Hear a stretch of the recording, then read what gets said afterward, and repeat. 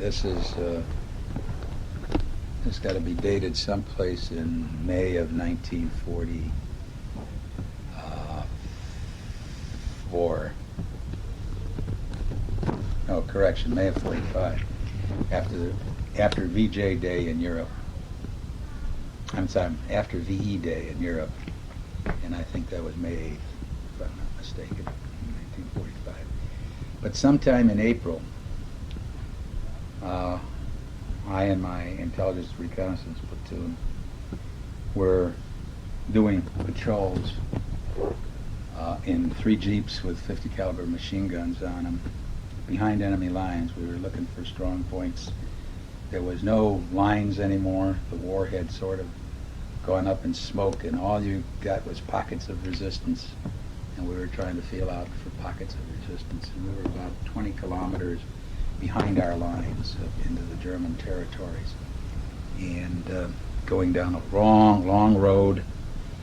And across the valley there was another road on the mountains, probably about 1,000 yards away. And as we were coming down, I was in the middle Jeep. Were you the leader? Yeah, I was a platoon leader, yes. You were a sergeant? No, I was a lieutenant then. You were in the middle Jeep? Yeah, I was in the middle Jeep. And we saw on the other side, coming down from about a mile and a half ahead of us, 2 trucks, German trucks, with, well, we couldn't tell anything about them except they were German trucks. So, how could you tell? They have the crosses painted on them? well, they had that, and they were colored different than ours. They were gray. They were never brown or khaki. Sort of a blue-gray. So I gave the order to stop, and we stopped and set up fire and fired about that's about 1,000 yards is a pretty good range for 50 caliber machine gun bullets. And we were able to knock out the trucks, both of them, and the people that were in them, the soldiers that were driving them or whoever it was, got out of the trucks and just fled. They just ran. And so now we're sitting on this side, and we have to go all the way up to the end and make the turn to get there. And we do. And we get there, and these trucks are sort of knocked out. They weren't badly damaged or anything. Where were the bullet holes? The bullet holes were all over the sides, and nothing in the front because they weren't coming at us, but mostly on the side. Did you injure any of the people inside? I don't think so. No, there was no. They just ran. Just as soon as they got fired, they took off. And we had. We looked at it, and looking inside the truck, we found that there was a bunch of big, what do you call them, chests, wooden chests. And so we were curious, and we pulled out a couple of the chests and opened them up. And here were thousands and thousands of dollars of German marks going to a payroll, apparently, up towards Holland. So, why, were there Dutch guilders in it too? Yeah, there were Dutch guilders in there too. We had about $150,000 worth of Dutch guilders and about close to $1 million worth of German marks. You counted them all? No, not later we did. So, you know, what do you do with all this? This is funny money as far as we're concerned. How did you can't spend it? How come you couldn't spend it? Because in Germany you had occupation money for the U.S. Germans wouldn't, I mean, they would accept the other, but you weren't allowed to use the other as a cash transaction. This was already after the war was officially over? over? No, this is during the war, just towards the end of it. Then we came back, started back for our lines, and loaded up about 6 or 7 of these things, 2 on each Jeep. 6 or 7 of the trunks? 6 or 7 of the trunks, and we got, I think, 2 or 3 on each Jeep. And then came on back. And on the way back, we decided, what are we going to do with all this? We really didn't want to. So how many of there were you at this time in the 3 There Jeeps? were 3 in each Jeep, 2 in the last one. So it was 8 men at this time. When you first found it, what was your reaction? Well, you know, it was sort of surprised. We were very, you know, surprised to find all this money. We didn't know what we could do with it. We couldn't spend it, obviously. I mean, you're young guys, right? Yeah. You must have thought about women and things like that. You can't, because your war is on. You don't think about women unless you get back to some other place. But you were, how old were you, for example? 22. about 20. And the rest of the 21. group was same age? No, they're varied. It was up as high as 29 and probably as low as 18 or 19. No, not at that time. Later. Most of them were about 22 to 29. Were you the youngest? Yeah. But you were the leader? I was. Okay. So we put it all into the Jeeps, and then starting back, we decided that there's no point in taking it back because all they're going to do is burn it or they're going to take it away from us. And we didn't know whether it'll ever be any good, so we decided we were going to bury it. So we found this little crossroads area, and about 300 yards off was a big spreading tree. I don't know what kind it was at this time. But it was a very beautiful landmark. I mean, you couldn't miss it. And we dug it in. At that time, we had shovels. We dug it in, covered it over. How deep? Oh, no more than about 4 feet. What was the terrain there? Is it soil? It was land? soiled. It was very, very easy. Loam. It was very green, the area. In April. Had rain and been cold and snowed all winter long. It was that. And so we dug it in. And we didn't say a thing and left. When you guys dug it in, did you say among yourselves that... Yeah, we'll come back and get it someday when we can. That's what we said. As a group or whoever got As to a it? group. Then we went back, and the war, ended. Where were you going back to? We went back to around, where was that when we dug it in? We had started off in Essen and come out of Essen, and we went back to Essen, right near Essen in Germany.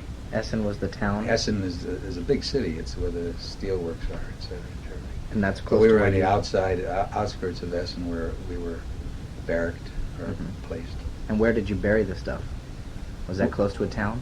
No, it was out in the country. You could see towns on any side, but You remember? we had a map and we knew just exactly where it was. You remember any of the towns it was near? No. No? No, I don't. Maybe Klingenthal. No, that was another town. That's a different place. Anyway, in so doing, we went back, and then about a month later, the war ended. This was in April sometime. And in May 8th, the war ended. And we were in Czechoslovakia by that time. So we spent some time there trying to get rid of the Hitlerjugend that were caught between us and the Russians. What's the Hitlerjugend? I'll tell you about that later. That's another story. And we came back from Czechoslovakia. It was about June, July. It was before VJ Day, which was in August, I believe, or September. I don't remember the exact date. August, I think.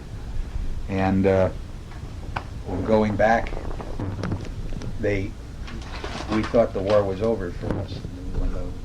And then we went, but before that, before VJ Day, it had to be sometime in August. We were going, our unit, the 79th Division, 313th Infantry, INR platoon, that's what it was. We're going back to the whole division was going back to be reorganized and sent back to the United States and then to Japan. We didn't realize the war was going to be over at that time. So we were all set, we were living in a sort of a tent city there. Where? In Miltenberg, right outside of Miltenberg am Main. That's between Bamberg and Frankfurt. About how far was Miltenberg from the place you buried the stuff? Oh, let's see, about 75, 85 miles, something like that. So you're there in a tent city. So we're there in tent city, and then we have a little better, then VJ Day came. And then we knew we weren't going back to Japan and there wouldn't be any more combat or anything else. So then they tried all the enlisted men had over, I think, 90 points went home. 90 points? What do you mean? 90, you had points figured on the number of years overseas, but the number of years that you're in the Army, active duty, if you were in combat, all of these added up. So it took 90 points to get home as an enlisted man. I was an officer, it took about 120 points at that time. And later about 105, but I still didn't make it because I had about 80 points. So I'm stuck there, and all the old guys, most of the old guys, they go home. I mean, like 29-year-old be old? Yeah, well, I mean, all the guys that were with the unit and have the 90 points or more went home. What percentage of the unit would that be? Oh, I'd say about, close to half. Mm-hmm. The other half are the guys that haven't been over there as long. And my driver at first became my platoon sergeant. He was from Burbank. Mm-hmm. I never saw him. I never looked him up since then. What was his name? Rush Allen. Rush Allen? Mhm. E-L-L-E-N? Oh, A-L-L-E-N. Uh-huh. Rush Allen. And he was,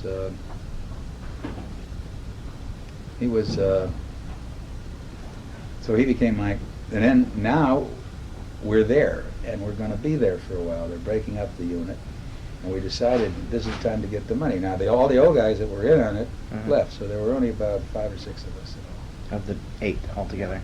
Yeah. So we went back, got the money, brought it back to Miltonburg. At that time, we were staying at a hotel, Sarosa. This was where my platoon was billeted. Mm-hmm. How many was in your platoon total? There were 18 men in the platoon. Uh-huh. It's INR platoon. INR, what's that stand for? Intelligence and Recon.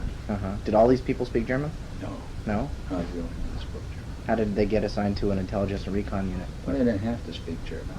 Was that a higher kind of unit? Well, it had 2 purposes. One is to reconnoiter ahead of the main body, and the other is to find strong points and find the enemy positions. Mm-hmm. So we were 2 ways we would operate. Usually patrols behind enemy lines, or else just taking the jeeps and going on out and seeing whether we draw any fire. And you did? A lot? Yeah, a lot of times. And you interrogated people too? Oh yeah. Yeah. So there were 18 of you billeted at the hotel. Not quite. It was less than that. Well, when they went home, it was like 12, and then we got a bunch of new kids in. Mm-hmm. Well, we went back and we dug up the loot and we brought it back. You didn't let the new people in on it, did you? Didn't have anything to do with it, no. No. So you We did it. divided this like 6 ways. Mm-hmm. Now, I don't remember, my share was something like about $50,000 or so in the Dutch guilders, Mm-hmm. and about $200,000 in German marks.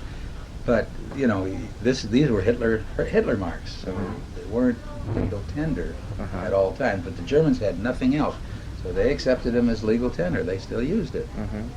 So we decided, with all that money, what are we going to do? We can't. And we wandered around. I hit upon the idea, maybe we ought to buy a hotel. How'd you come up with this idea? Well, I just felt that, you know, the army was such a miserable place to be, and the cooks in the army. So if we go to a hotel, you'll have better food, you'll have other things there. Now, didn't you just think of renting, some rooms? No. How did you come up with this grand idea of buying? Because we had all this money, we had nothing we could do to spend it. You couldn't buy, jewels or things? Yes, I'll tell you about that. That's part of this. But so we did. Everyone each liked of the us, idea? Each 2 guys went and bought a hotel. Uh-huh. So you were really a co-owner? Well, we got legal papers from the Germans, but you can't own anything. If you're in the army, there's no way you can you can't take property from foreigners. You can't buy property? No, you can't. Not in the service, while you're in the service. Hmm. Of course, I didn't know that, and I didn't really care about it, so we got the hotel. And it was a nice old hotel, and I don't recall its name, but it was across the street from the Thorosa and down about a block. And Down about a block from the Thorosa? From the Sarosa. Now, Miltonburg on Main is where the Main River comes around the bend from Frankfurt. And to Frankfurt, it's like Palm Springs is here. People go there because it's got brick, which runs on into the water instead of sand. There's no sand beaches there. But you have brick and cobblestones which run into the water. And you go in and bathe there. The water slows down as it rounds the corner on its way from Frankfurt to Bamberg. And so, it was an ideal spot. It was a beautiful little town. How big was your hotel? I don't know, about 30 rooms or 35 rooms, something like that. Were there guests staying at the Yeah, time? there were still people in there. And they were paying you? No, they No? were paying the owner. He was paying. We paid him for the hotel, and we told him he could do whatever he wants with the money. We didn't want it because we couldn't spend it anyway. There's no way you can spend it over there. But did you at that time know that it was still kind of his, or what? Or did you really think this is officially ours? No, I thought, what the heck? All I want to do is live there and get beefsteak and French fried potatoes every day. And- That's what we got. And you were getting good food like Oh that? yeah, we're getting good food, and sometimes we bring it from our commissary and bring it on. But mostly it was their own food, and this is a very wealthy little area. It's like the Mhm. people there were fairly wealthy, and they were in good shape for being in the war. This was in the country, so you could get eggs and you could get all these things. So we had But they eggs, were Germans, right? all Germans. And didn't they have resentment towards you? No, No? they took the money gladly. But as far as you guys being Well, there, I didn't really care whether they were resented or not, because did you feel that kind of hostility, or was it somehow a No. unique situation? They were very, very obsequious. Hmm. And were there any other perks in this hotel for you and your This I ain't friends? gonna tell you. Yes, there were a lot of perks. You got to give me something. No, Tell me one thing. no, yeah. Well, there were hot and cold women running around all the time, in and out of the hotels. Brow lines? Yeah, some Frauleins. Uh-huh. And what is... Yeah, go on. And And what does this mean, hot and cold? The hot ones are the ones you like, and the cold are what? well, there's anything you want, you could get, And and it didn't require money or anything like that. what did it require? Food, Uh-huh. that's all. And so there were some fun times had by all? Yeah. Were you guys seeing each other during this time, or was it just No, you we and had your... different rooms. I had a big room with a big double bed, more than a double bed, with a huge bed, Mhm. and quilts and all these things. It was a very nice room. Windows out that overlooked the river Mhm. and the street, and I had, I think, a east view. What's your fondest memory from that hotel? Well, there are a lot of memories in the hotel. It sort of blurs, because a lot of the times that we were there, I still was working. I still had to get out of there and take care of the platoon business. Now, our colonel, who stuck us in the Tsarosa, was looking for us. He could never find us because we were split all over the place. Uh-huh. At least, the other guys stayed in Hotel Tsarosa, but the 6 of us were gone. Mhm. And these were all the non-coms now. The ones that were gone were the non-coms? No, the ones that were left At the that Tsarosa? owned a hotel, where they owned the different hotels, were now non-com. They had been there long enough, and I had a platoon sergeant and a couple of drivers and 3 drivers, and they all had corporal. So there was one platoon sergeant, because there was only one platoon, Mhm. and there was 3 corporals, which would be like if they were an infantry unit, you'd be the second to the platoon sergeant, and those were the drivers, Mhm. and the others were all PFCs and privates. Those were guys that weren't involved with the hotels, right? Not this time. They weren't. No, they knew about it, but they weren't involved in it. What did people think? Were they jealous, the other ones? Were they envious? I don't know. Did I really didn't care. Did you invite them over, or how did it work? No, I didn't invite them over. They were kids. They had just come over to replace the rest of the platoon, and we didn't even know them. You'd been there how long in Europe? Since D plus 28, which is 28 days after D-Day, June 6th, 44. Mm-hmm. So I had been there from, let's say, July all the way through to, well, to May now. Now we're in May. Mm-hmm. So it was just short of a year, something like about 10 months, 10, 11 months. And, and then anyway, the colonel couldn't find us most of the time, and he got sort of ticked off. What was his name? Oh, Colonel Potter, yeah. That's from MASH. No, there was no, you're right, that's not his name. What was his name? I don't remember. Colonel. Later on it was O'Flaherty, but it wasn't him then. The colonel started with him.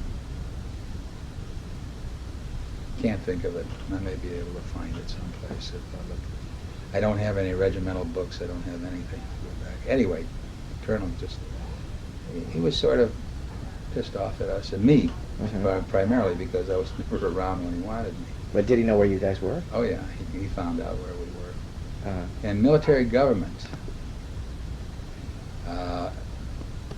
CIC, Counterintelligence Corps, got wind of it. Mhm. How they got wind of it, maybe the colonel told them, maybe somebody else told them. Mm-hmm. And, you know, then they came down on us real hard. They took us all, and we were not court-martialed, but we had a hearing before the CIC. And, you know, he said, geez, he says, the guy that was, he says, what did you think you were doing? And I said, we were buying hotels. Well, they're not. He says, well, you're in the Army. You can't own any foreign property while you're in the Army. You can't take it away from civilians. You're just not allowed to. Mm-hmm. Only the government can do that. So I said, well, then I didn't know. And so it was, you know, they were pretty nasty about it. But eventually they slapped my wrist. And I was responsible because I was the ranking officer. The others were non-coms. What did they do to slap your wrist? Well, they just told me, no, don't do that. Uh-huh.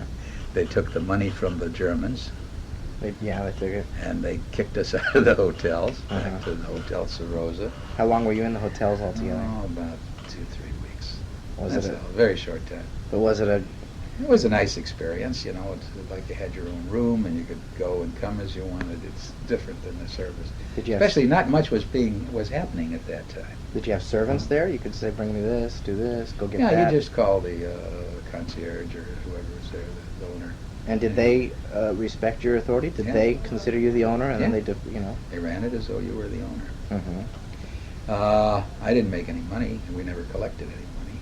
Did you sign papers that say I'm the owner now to transfer ownership? Yeah, I had a paper saying that they had received $250,000 for the hotel, which was outrageous. I mean, I mean that hotel wasn't worth $250,000 at that time How come you paid so much? because we had it. Because you had it. But, Yeah, I well, mean, what are you going to do with the money? I don't know. You could have thought of other things. No, there wasn't any. Could've There bought wasn't another anywhere you hotel. could spend it. No place. There's just not anything you could buy. There's no place you could go. It was, well, the war was over, but it was just a bad time. Now, So one of the things they did to me is they reassigned me. They took me out of this outfit since I wasn't going home with it at that time. They reassigned me to the 1st Division, the Bloody Red One. Why was it called Another that? story. Because they went all the way up from Africa through, and they were called the Bloody Red One because they were had a lot of casualties all the way through from Africa, and then they wound up in Italy, and then they came into Mhm. France. Did they sign you there as a sort of punishment? I don't know whether it was punishment, but it happened right after that. Mm-hmm. And I was signed as an INR platoon leader at the first, what was it, 274th? No. Yeah, something like 274th Infantry. You were an INR leader again? Yeah. Were But any there of the wasn't people anything with to you? do, huh? Any of the other people from the hotels, were they reassigned with you, or were you all split up? All split up. Were they worried at this hearing? Were they all? Yeah, they were worried, but they didn't really carry the responsibility I did. How worried were you? What was it like? You were in I front really of big didn't give a officers? damn. Why? Because you were just so. I just You'd had I'd so been through- much. had so much they could do anything they wanted. I just didn't care. Do you think they appreciated that? I don't know.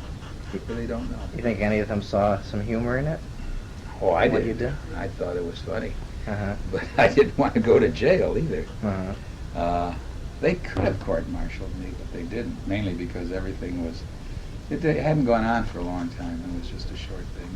We weren't really trying to harm anybody or do anything, so they let us alone. They kicked me out of the division Mm-hmm. and went to another division, but it would have happened anyway because this division was filling up with a bunch of people that were going home. Mm-hmm. So they just bring them home and they send them home in one packet. Do you remember any of the other names of the 6 guys? Yeah. There was one Jewish boy. His first name was, I don't remember his last name. It was very simple, like Cohen or one of those things. There was no doubt that he was Jewish. Silver Cohen. First name, I think, was Martin. Mm-hmm. Yeah. Where was he from? Someplace in the east, Pennsylvania or something like that, Philadelphia, as I recall. And I don't remember. I can't be sure about that, but Any other names you remember? no, can't remember. Just Rush Allen and I and Martin and oh yeah, there was a Wild Bill something, but he went home before that. He was crazy. He was a gunner, and He was a Southern boy, a real cracker, real nuts. When he would, what do you mean? When Well, he would be fighting? he would love to kill people just for the joy of killing. Yeah, I mean, he manned the machine guns, and he was on the machine guns at the time we hit the trucks at that time. Was he a good gunner? Yeah. Yeah, he had good aim. Great. Oh yeah, he could probably was out in the country and the sticks hitting muskrat or whatever they get down there. Mm-hmm. Did he? Awesome. Did he hit a lot of Germans throughout your missions? Yeah, he knocked out the truck. He was the one that knocked out the first truck. He didn't kill anybody because they just took off once they saw us and heard the fire. When you first saw that money, when you guys, like say him, somebody who was less educated, somebody from down south who was more of a wild person, did he, let out a yell of excitement? Yeah, we were all sort of excited. We didn't know what the hell to make of it. All we knew is that we couldn't spend it at this time. But did you Now, start? the guilders that we found, Mm-hmm. we took to Wiesbaden, which is the semi-precious jewels center, where you get topaz and aquamarines and amethysts and all that. And we bought as many as we could, which I'm sure they screwed us beautifully. Mm-hmm. But we had enough, so I sent it home for every woman in my family. Had about 3 or 4 different big topazes and other things like that. Uh-huh.